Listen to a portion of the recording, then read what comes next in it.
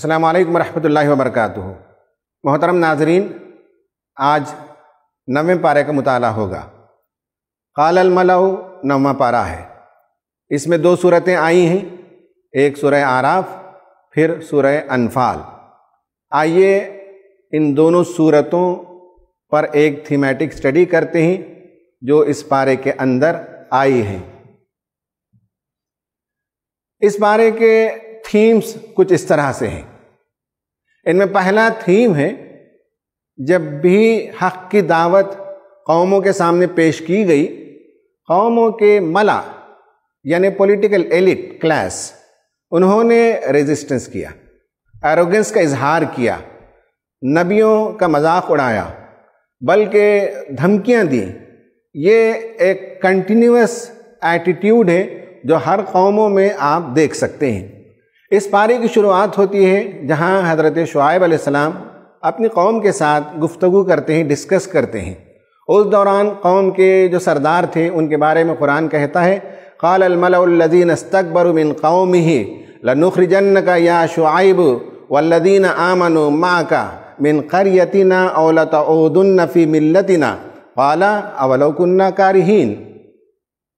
حضرت شعیب نے جب دعوت دی تو قوم کے مستکبرین، گھمنڈی، ایروگنٹ جو سردار تھے، انہوں نے شعیب علیہ السلام کے سامنے 2 آپشن رکھے۔ نمبر 1 ہے کہ لنخرجنک، یا شعیب، اے شعیب، تمہیں اور تمہارے ساتھ جو ایمان لے آئے انہیں ہم اس ملک سے باہر نکال دیں گے۔ ہمارے ملک کے اندر یہ باتیں نہیں چل سکتی، ہمارے ملک سے باہر کسی اور جگہ چلے جاؤ جہاں تمہیں پسند ہو۔ یا یہ کہ او لتعودن فی ملتنا، تمہیں گھر واپسی کرنی ہوگی، ہماری ملت کی طرف تمہیں لوٹ کر آنا ہوگا۔ حضرت شعیب علیہ السلام نے کہا کہ ہم تو اس بات سے کراہیت کرتے ہیں، سوچ سمجھ کر جب ہم نے ایک رویہ قبول کیا ہے اور خدا نے مجھ پر وحی کی ہے اور میرے ماننے والے ان سب چیزوں کو مانتے ہیں، تو کیا تم جبراً ہمیں اپنے دین سے برگشتہ کر دو گے؟ یہ پورا ایک مکالمہ ہے، یہ ایک بحث ہے۔ اس کے بعد اللہ تبارک و تعالیٰ نے قوموں پر جو عذاب بھیجا ہے اس کا فلسفہ بیان کیا۔ اس کا فلسفہ یہ ہے کہ قوموں پر اللہ تعالیٰ مالی اور جسمانی مصیبتیں پہلے بھیجتا ہے۔ مالی تنگیاں آتی ہیں، جسمانی امراض آتے ہیں، اور پھر اس کے بعد اللہ تبارک و تعالیٰ فرماتا ہے کہ یہ عذاب نہیں ہے، یہ ہم بھیجتے ہی تاکہ لوگ خدا کی طرف رجوع کر سکیں، گریہ و زاری کر سکیں، انٹراسپیکشن کر سکیں، اپنے گناہوں کی طرف وہ دیکھیں اور اپنی غلطیوں سے بچنے اور ایک نیا طرز زندگی اختیار کرنے کا وہ منصوبہ بنائیں، تہیہ کریں۔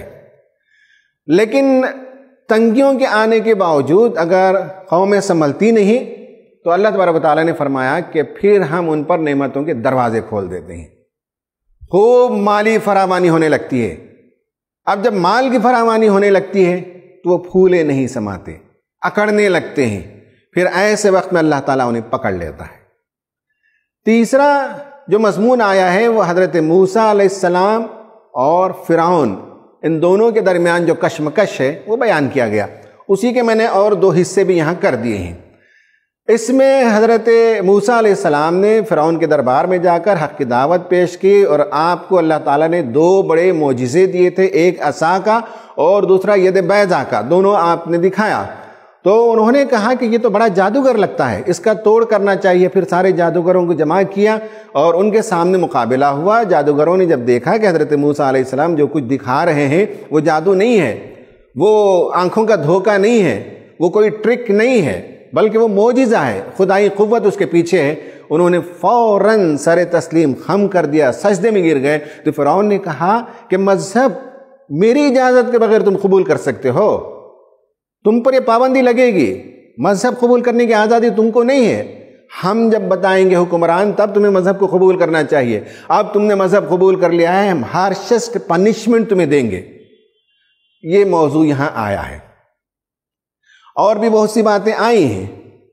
اس کے بعد حضرت موسیٰ علیہ السلام کی دعوت جب بہت عام ہو گئی تو درباریوں نے کہا فرعون سے کہ کیا تو موسیٰ اور اس کی قوم کو زمین میں فساد برپا کرنے کے لیے چھوڑ دے گا، یعنی دعوت کا کام کرنا، حق کی طرف بلانا، عقل مندی کی باتیں کرنا، ملک کی خیر خواہی کی باتیں کرنا، یہ بعض مرتبے جب انسان اندر سے روحانی طور پر بیمار ہو جاتا ہے تو دوا کو وہ زہر سمجھتا ہے۔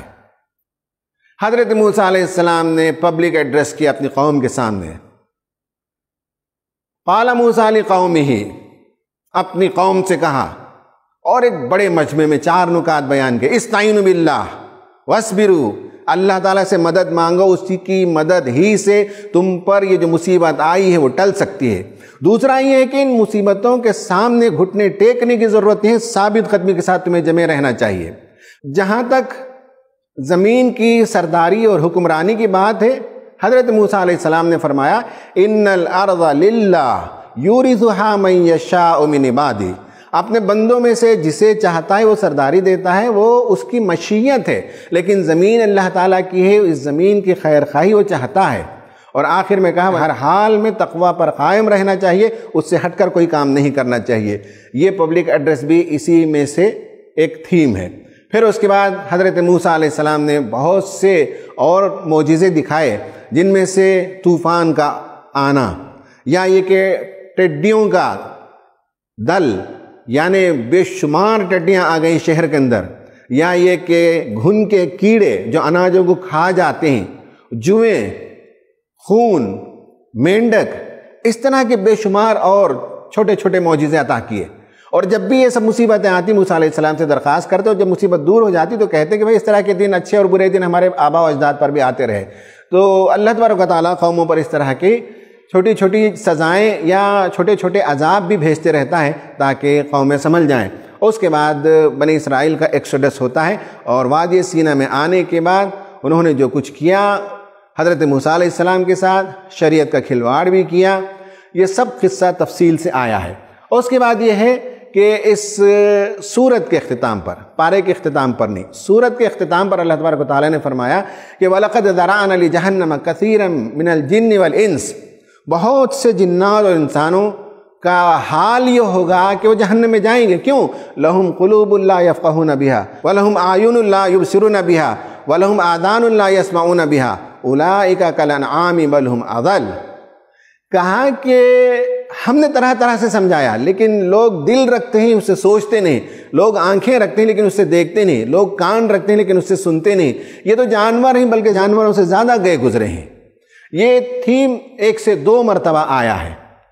اس کے بعد توحید کی باتیں آئی ہیں، جس میں اللہ تبارک و تعالیٰ نے بالخصوص بتایا کہ ازدواجی زندگی میں اللہ تعالیٰ جب اولاد عطا کرتا ہے تو لوگ منت سماجت کرتے ہیں، خدا کے ہاں دعا کرتے ہیں، اللہ تعالیٰ ہمیں صحیح سالم بچہ دے دے۔ جب بچہ پیدا ہو جاتا ہے تو پھر اسے دوسروں کی طرف منسوب کرنے لگتے ہیں۔ اس پر یہ سورت ختم ہوتی ہے، اور اس کے بعد سورہ انفال شروع ہوتی ہے، اور سورہ انفال میں جنگ بدر پر تبصرہ آیا ہے۔ اس کا ایک حصہ اس میں ہے اور اس کا بقیہ حصہ دوسرے پارے میں آیا ہے۔ یہ اس طرح سے اس پارے کے جو موضوعات ہیں ان کا ایک سرسری مطالعہ ہوا۔ ناظرین، اب آئیے اس پارے سے ایک کلید کو دریافت کرتے ہیں۔ آج ہم جس کی پر بات کریں گے وہ یہ کہ قرآن کو سمجھنے کے لیے ٹیکسٹ کو کانٹیکسٹ میں سمجھنا ہوتا ہے۔ جو الفاظ آئے ہیں یا جو عبارتیں ہیں یا جو آیتیں ہیں، ان آیتوں کو کہاں رکھا گیا ہے، کس صورت میں وہ آیت پیوست ہے، اس کے حساب سے معنی کے اندر جدت آتی ہے، اس کے اندر ایک نیاپن آتا ہے، اس کے اندر ایک وہ مفہوم نکل کر آتا ہے جہاں ہمارا ذہن اس سے پہلے نہیں گیا ہوتا ہے۔ اس کی صرف وجہ یہ ہے کہ اس ٹیکسٹ کو ہم کانٹیکسٹ میں سمجھیں۔ جب ہم کانٹیکسٹ کہتے ہیں تو پہلی چیز یہ دیکھ لیجئے کہ word seemingly similar but different, دیکھنے میں تو الفاظ ایک جیسے لگتے ہیں لیکن وہ مختلف ہوتے ہیں لنگوسٹیکلی اینڈ کانٹیکسچولی، زبان میں بھی اس کا معنی الگ ہوتا ہے اور کانٹیکسٹ میں بھی اس کا معنی الگ نکلتا ہے۔ دوسرا یہ ہے کہ meaning is highly affected by context. ہم اس پر اور آگے بات کریں گے کہ قرآن میں جو الفاظ آئے ہیں ان الفاظ کے مفہوم کو متعین کرنے میں کانٹیکسٹ کا بڑا رول ہوتا ہے۔ پھر یہ ہے کہ سینونیم یعنی مترادفات یہ ہیں کہ نہیں ہی ایک بحث ہے۔ کچھ لوگوں کا کہنا ہے کہ قرآن میں جس طرح سے دیگر زبانوں میں بھی مترادفات پائے جاتے ہیں اس طرح سے یہاں بھی سینونیمز پائے جاتے ہیں، لیکن بعض اسکالرز کا کہنا ہے کہ نہیں، قرآن میں کوئی مترادف الفاظ نہیں ہیں، کوئی سینونیمز نہیں ہیں، بلکہ دو الفاظ سیمنگلی اپیرنٹلی بظاہر ایک نظر آتے ہوں لیکن اس کا معنی الگ ہوتا ہے، اس کا معنی الگ ہوتا ہے۔ یہ ہم مثالوں سے اگلی سلائیڈ میں دیکھیں گے۔ Number 4، role of context in Quranic choices of words. Quran الفاظ جب استعمال کرتا ہے تو بالکل موزوں ترین الفاظ کا انتخاب کرتا ہے۔ کوئی ماہر سے ماہر زباندان اس لفظ کو وہاں سے نکال کر کوئی اور لفظ ریپلیس کرے گا تو اس کے اندر بھونڈا پن پیدا ہو جائے گا، اس کے اندر وہ نزاکت، اس کے اندر جو لطافت یا اس کے اندر جو فصاحت و بلاغت پائی جاتی ہے وہ مس ہو جائے گی۔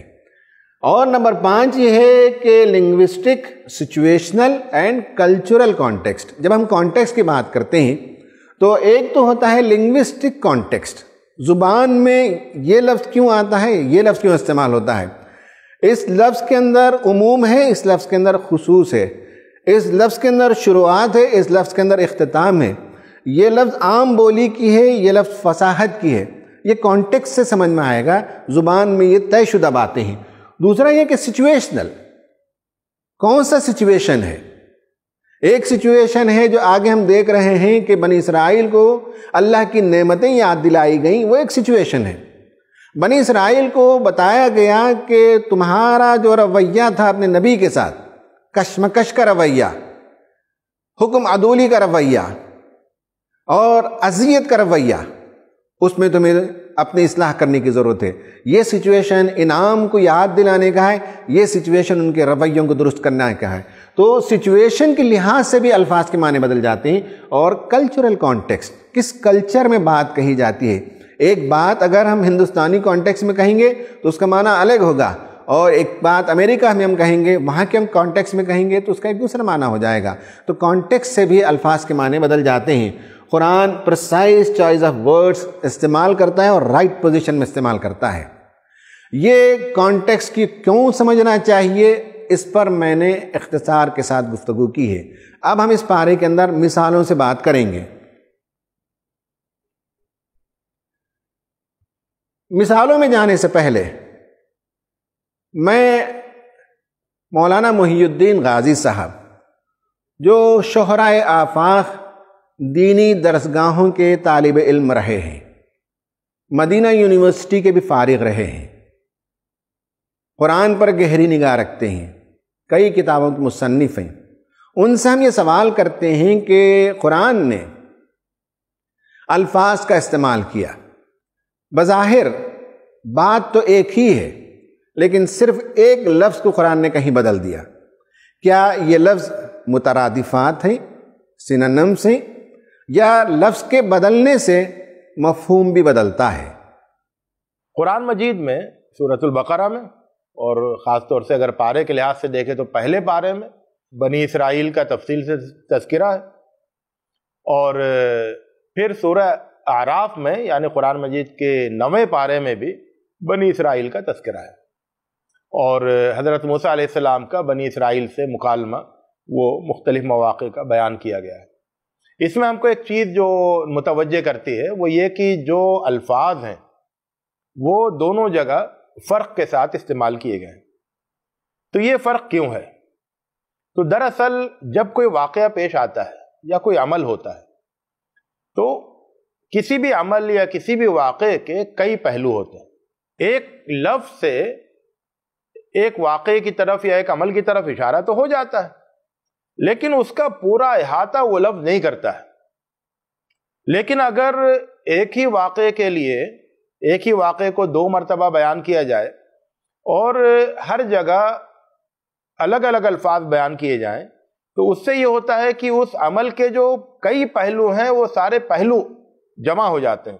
آپ نے واقعہ ایک بار پڑھا سورہ بقرہ میں تو ان الفاظ کے ساتھ پڑھا تو ایک تصور آیا، اس کے بعد پھر سورہ اعراف میں پڑھا اور وہاں پر ان الفاظ کے ساتھ پڑھا تو جو تصور میں جو ایک طرح سے مزید کچھ تشنگی رہ گئی تھی یا کچھ پہلو جن کو ابھی اور وضاحت کی جا سکتی تھی ان کی وضاحت ہو جاتی ہے۔ میں اس کی مثال دیتا ہوں کہ ایک جگہ یہ آیا کہ جب حضرت موسیٰ علیہ السلام نے لاٹھی ماری چٹان پر تو فَانْبَجَسَتْ مِنْهُ اثْنَتَا عَشَرَةَ عَيْنًا، اور دوسری جگہ آیا فَانْفَجَرَتْ مِنْهُ اثْنَتَا عَشَرَةَ عَيْنًا۔ انبجسا اور انفجرا دونوں میں کیا فرق ہے؟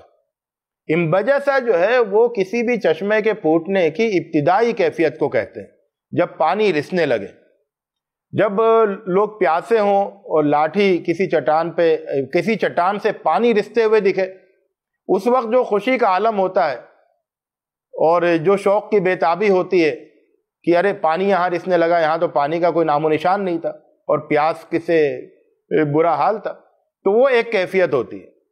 اور اس کے بعد پھر جب پانی رستے رستے پھر تیزی کے ساتھ چشمہ بہنے لگے تو وہ ایک دوسری کیفیت ہوتی ہے۔ اس وقت شکر کی اور اس نعمت کو محسوس کرنے کی، یعنی اس نعمت کے اظہار کی، ظہور کی ایک الگ کیفیت ہوتی ہے۔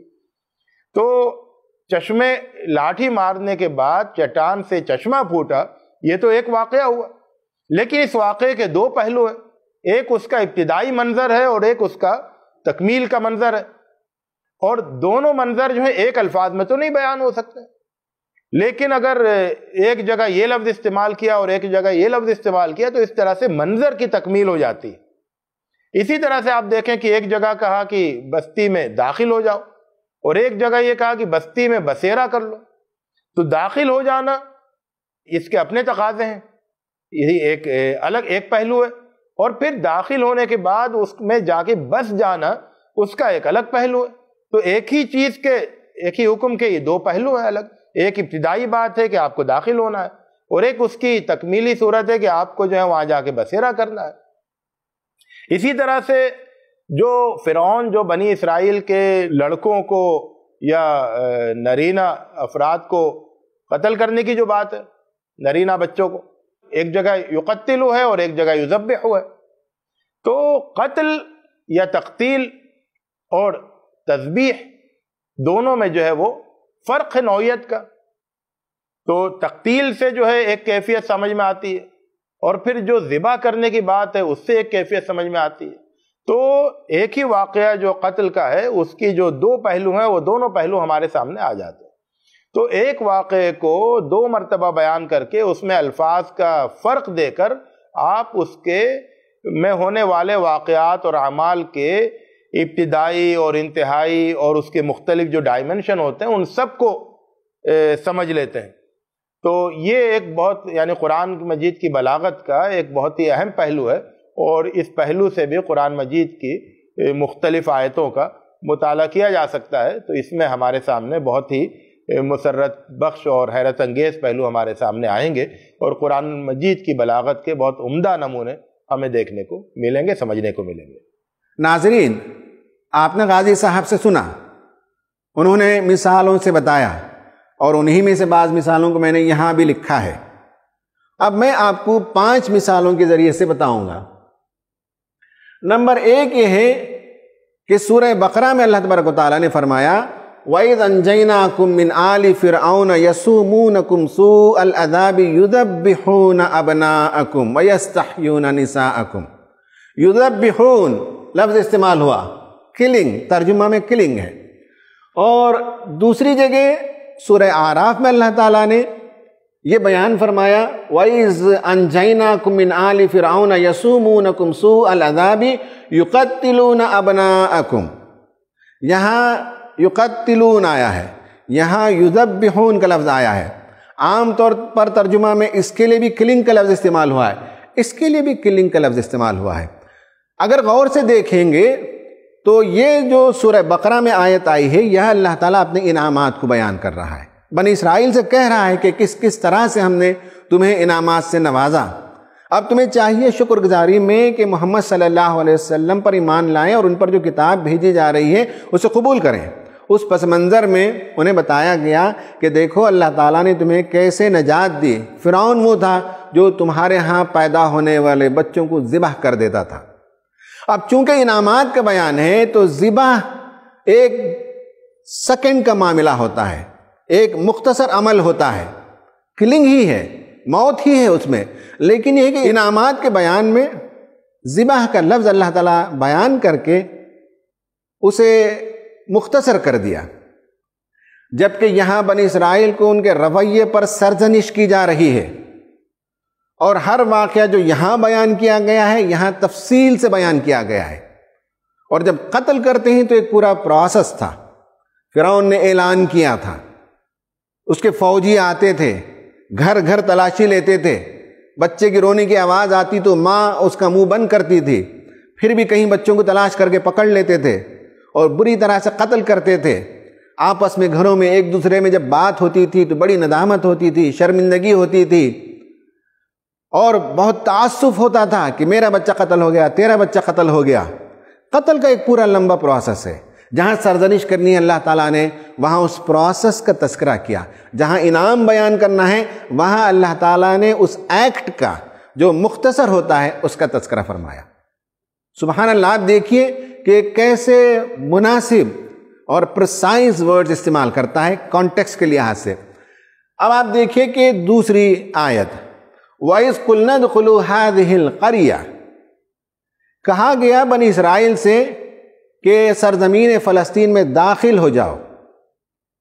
یہاں چونکہ انعام کی بات ہے، احسانات کی بات ہے، تو کہا گیا کہ داخل ہو جاؤ۔ داخل ہونا تو ایک لمحے کا مرحلہ ہے، کسی شہر کی باؤنڈری سے کراس کرنا، یا اس کا پورٹل ہوتا ہے یا اس کا بارڈر ہوتا ہے، اس بارڈر سے کراس کرنا ہوتا ہے۔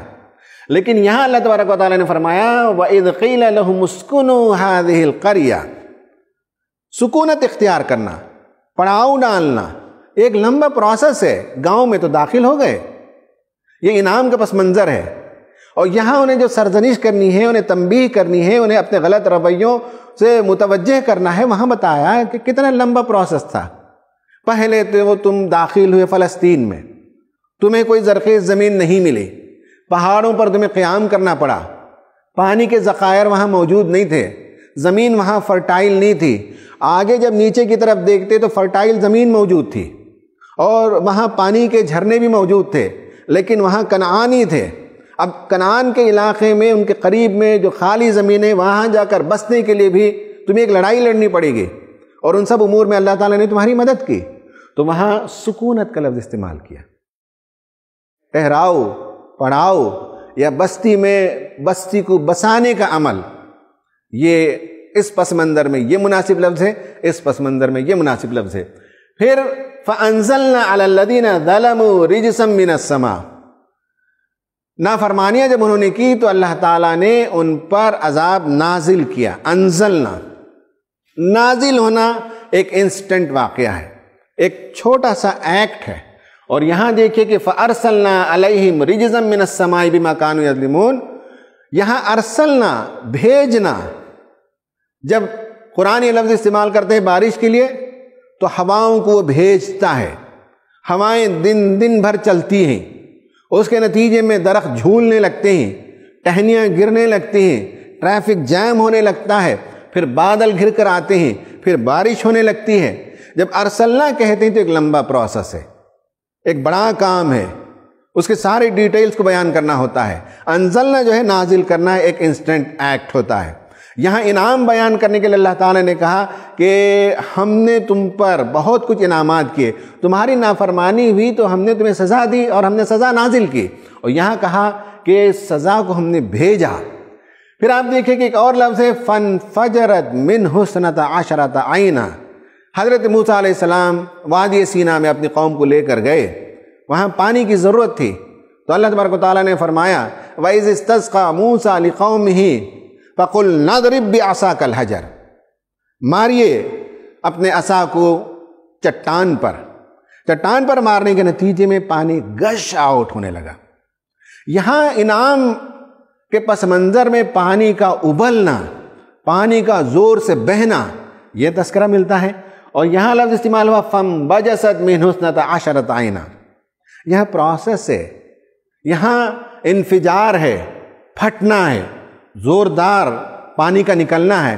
یہاں انبجاس کا لفظ استعمال ہوا، فَانْبَجَسَتْ کا استعمال ہوا، یعنی چھوٹی سی جو ہے سوراخ سے پانی کا نکلنا شروع ہوتا ہے، چٹانوں میں، پھر کئی سوراخوں سے پانی آنے کے بعد ایک نہر کی شکل وہ اختیار کرتی ہے، پھر اس کے بعد جب ڈاؤن اسٹریم میں آتے ہیں تو پانی گش آؤٹ ہونے لگتا ہے۔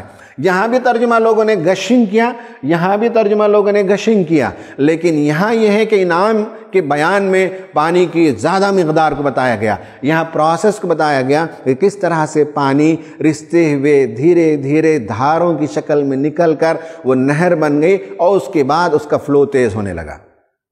آپ دیکھ سکتے ہیں کہ قرآن نے کانٹیکسٹ کے لحاظ سے الفاظ کو کیسے استعمال کیا۔ پھر اس کے بعد ایک آخری مثال ہم دے رہے ہیں، وَإِذْ أَخَذْنَا مِيثَاقَكُمْ وَرَفَعْنَا فَوْقَكُمُ الطُّورَ۔ اللہ تبارک و تعالیٰ نے اپنے انعامات کا اور اپنے احسانات کا تذکرہ کرتے ہوئے کہا کہ ہم نے موسیٰ علیہ السلام کو بلایا تھا، وہاں تختیاں دی تھیں کوہ طور میں، اور اس وقت تم میں سے بعض لوگوں نے اصرار کیا اور کہا کہ لن نؤمن لک حتی نری اللہ جہرا، ہم نہیں مانیں گے جب تک کہ ہم اپنی کھلی آنکھوں سے اللہ تعالیٰ کو نہ دیکھ لیں۔ پھر حضرت موسیٰ علیہ السلام نے ان میں سے لیڈرز کو منتخب کیا، 40 لوگوں کو لے کر گئے، وہاں ان سے جب عہد لیا گیا تو ایک تو طور جب کہا تو بہت بڑا ہے، یعنی وہ ماؤنٹین رینج ہے، کافی بڑا سلسلہ ہے، اور ورفعنا اٹھانا، پہاڑ کو اٹھا کر ان سے عہد لیا گیا تھا، بتایا گیا تھا کہ اللہ تعالیٰ کی قدرت کے ساتھ کھلواڑ نہیں کرنا چاہیے، تم اس سے عہد کر رہے ہو، کوئی معمولی ہستی نہیں ہے۔ تو وہاں اس پس منظر میں، انعام کے پس منظر میں اس کی ہیبت اور پہاڑ کی وسعت کو بھی بیان کیا، اور اٹھانے کے عمل کو چھوٹا عمل، مختصر عمل، انسٹنٹ عمل کر کے دکھایا۔ اور یہاں دیکھیے کہ وَإِذْ نَتَقْنَا الْجَبَلَ فَوْقَهُمْ، یہاں طور استعمال ہوا یا جبل استعمال ہوا۔ طور ماؤنٹین رینج ہے اور جبل ماؤنٹین کو کہتے ہیں، جس ماؤنٹین پر، جس پہاڑ پر حضرت موسیٰ علیہ السلام گئے وہ ایک چھوٹا سا پہاڑ ہے اور رینج بڑا ہے۔ اب یہ ہے کہ اس میں کہا گیا کہ نتقنا، معلق کرنا، لٹکا کر رکھنا، ہینگنگ رکھنا، اٹس اے لانگر پروسیس، یعنی انہوں نے خدا تعالیٰ سے عہد کیا، 40 لوگ گئے، اللہ تعالیٰ سے مکالمہ ہوا، اللہ تعالیٰ نے عہد لیا، اس عہد کے پورے دوران میں اللہ تعالیٰ نے چٹان کو ان کے اوپر معلق رکھا، وہاں سرزنش کرنے کے لیے، ان کے رویے کو درست کرنے کے لیے، موسیٰ علیہ السلام کے ساتھ ان کا جو معاملہ تھا اس معاملے کو بتانے کے لیے کہ تمہارا رویہ ہمیشہ اذیت کر رہا ہے، تمہیں اصلاح کرنے کی ضرورت ہے۔ یہاں پہاڑ کو چھوٹا اور اس کے معلق کرنے کے پروسیس کو لمبا کر کے دکھایا گیا۔ یہاں بڑے پہاڑ کے اس سلسلے میں اللہ تعالیٰ نے بلایا موسیٰ علیہ السلام کو، اور اللہ تعالیٰ نے انعام دیا، اور تمہارے 40 لیڈرز جب آئے تو ان کے اوپر پہاڑ کو اٹھا کر اللہ تعالیٰ نے عہد لیا۔ خواتین و حضرات، میں نے یہ اس لیے بیان کیا کہ تاکہ آپ کو معلوم ہو کہ آپ بھی مختلف مواقع میں گفتگو کرتے ہیں، ایک ہی موضوع ہوگا، ایک ہی بات ہوگی، لیکن کانٹیکسٹ کے بدلنے سے آپ الفاظ کو بھی بدل دیں گے۔ مثال کے طور پر آپ نبی کریم صلی اللہ علیہ وسلم کی سیرت پر مسجد میں مسلمانوں کے درمیان گفتگو کر رہے ہوں تو آپ نبی کریم صلی اللہ علیہ وسلم کو رحمت للعالمین بتائیں گے، تقریر کی شروعات ہی سے نبی کریم صلی اللہ علیہ وسلم کی عظمت کا تذکرہ کریں گے، آپ کے اخلاق عالیہ کا ذکر کریں گے، آپ رحمت ہیں یہ تذکرہ کریں گے، اور اس سے آپ کنکلوژن پر لائیں گے کہ اللہ کے رسول صلی اللہ علیہ وسلم سے محبت ہو اور آپ کی اطاعت ہو۔ یہی بات آپ ایک اسکالرلی محفل میں، کسی انسٹیٹیوشن میں جہاں مسلمان بھی غیر مسلم بھی آپ بات کر رہے ہوں اور رحمت للعالمین پر بات کر رہے ہوں، تو آپ کی شروعات یہ نہیں ہوگی رسول اللہ کی عظمت سے، آپ کی شروعات رسول اللہ صلی اللہ علیہ وسلم کے اخلاق عالیہ سے نہیں ہے۔ آپ وہاں گفتگو کریں گے کہ کس طرح سے نبی کریم صلی اللہ علیہ وسلم نے دنیا کو وہ تعلیمات دیں، وہ ٹیچنگز دیے جس کے نتیجے میں پوری دنیا میں بلیسنگ چھا جا سکتی ہے۔ وہاں آپ مرسی کے معنی ملیں گے، یہاں رحمت للعالمین بلیسنگ کے معنی ملیں گے۔ دنیا کو خوشحال کرنا، دنیا میں خوشحالی آئے، دنیا میں بہبودی آئے، دنیا میں ترقی آئے، دنیا میں کسی طبقے کو کسی قسم کی تکلیف نہ ہو، یہ پورا نظام آپ نے دیا۔ جب آپ بات کریں گے تو پھر وہ عظمت تک پہنچیں گے۔ آپ نے مسلمانوں کے درمیان عظمت سے شروع کر کے اطاعت پر ختم کیا، اور آپ نے اسکالرز کی محفل میں نبی صلی اللہ علیہ وسلم نے دنیا کے لیے زندگی بخش جو پیغام دیا، وہاں سے گفتگو کر کے اس طرح سے اختتام کریں گے کہ سامعین کے دل و دماغ پر نبی کریم صلی اللہ علیہ وسلم کی عظمت چھا جائے۔ یہ فن ہمیں قرآن سکھاتا ہے کہ کانٹیکس کے لحاظ سے آپ الفاظ کو بدلیں گے، عبارتوں کو بدلیں گے، جملوں کو بدلیں گے، تاکہ اس کا مفہوم اس پس منظر میں بالکل واضح ہو جائے۔ اب آتے ہیں ہم ایکٹیویٹی پر۔ ایک ایکٹیویٹی پہلی یہ ہے، do you get offended when someone criticizes your viewpoint to the face؟ حضرت شعیب کا تذکرہ میں نے کیا، کس طرح سے ان کے سامنے رو در رو ان کے منہ پر انہیں وہ باتیں بیان کی جو کوئی ایک شریف آدمی سننا پسند نہیں کرے گا، لیکن جذبات میں آئے بغیر حضرت شعیب نے بہت ہی ٹھنڈے دل سے جواب دیا۔ سوال یہ ہے کہ جب آپ قرآن پڑھتے ہیں تو کیا یہ امپیکٹ آپ پر ہوتا ہے کہ آپ پر بھی جب تنقید ہو، آپ کی امت پر تنقید ہو، اسلام کے کسی پہلو کو لوگ اعتراض کا نشانہ بناتے ہوں، تو آپ کیسے ریسپونڈ کرتے ہیں؟ ریئیکٹ کرتے ہیں یا ریسپونڈ کرتے ہیں؟ یہ آپ کو سوچنا ہے۔ دوسرا ہے remember and انلسٹ blessings of God on you. بنی اسرائیل پر اللہ تعالیٰ نے بے شمار نعمتیں نازل کی، ہم پر بھی اللہ تعالیٰ بے شمار نعمتیں فراوانی کے ساتھ نازل کرتا ہے۔ یہ اور بات ہے کہ انسان ناشکرا واقع ہوا ہے، الا الذین آمنوا، تو وہ ان پہلوؤں پر نگاہ رکھتا ہے جو اسے نہیں ملے، اس کے ہاں جو شارٹ کمنگس ہیں، اس کے ہاں جو محرومیاں ہیں، اس کی فہرست لیتا ہے اور اس کو گنواتا بھی ہے اور اس پر روتا بھی ہے۔ مومن کا شیوا یہ ہے کہ اللہ نے جو چیزیں دی ہیں ان پر نگاہ رکھتا ہے اور اس کا شکر ادا کرتا ہے۔ آپ کا کیا رویہ ہے؟ تیسرا یہ ہے کہ فائنڈ دا میننگ۔ میں نے آپ کو 5 مثالیں دی، میں اب آپ کو ایک مثال دیتا ہوں۔ سورہ قصص آیت نمبر 32، اسلک یدک فی جیبک، سورہ نمل آیت نمبر 12، وادخل یدک فی جیبک۔ اس میں اسلک اور ادخل الفاظ کو بدل دیا۔ اب آپ کو دیکھنا پڑے گا یہاں یہ لفظ کیوں لایا گیا اور سورہ نمل میں یہ لفظ کیوں لایا گیا۔ یہ آپ کے لیے ایکٹیویٹی ہے، غور کیجئے۔ اللہ تعالیٰ سے دعا ہے کہ اللہ تبارک و تعالیٰ ہمیں قرآن مجید کو بہت ہی خوش اسلوبی کے ساتھ، گہرائی کے ساتھ اور اس میں معنی اور مفاہیم کی جو عظیم دنیا پوشیدہ ہے، اس سے لطف اندوز ہونے، اس سے استفادہ کرنے کی توفیق عطا فرمائے۔ آمین۔ وآخر دعوانا ان الحمد للہ رب العالمین۔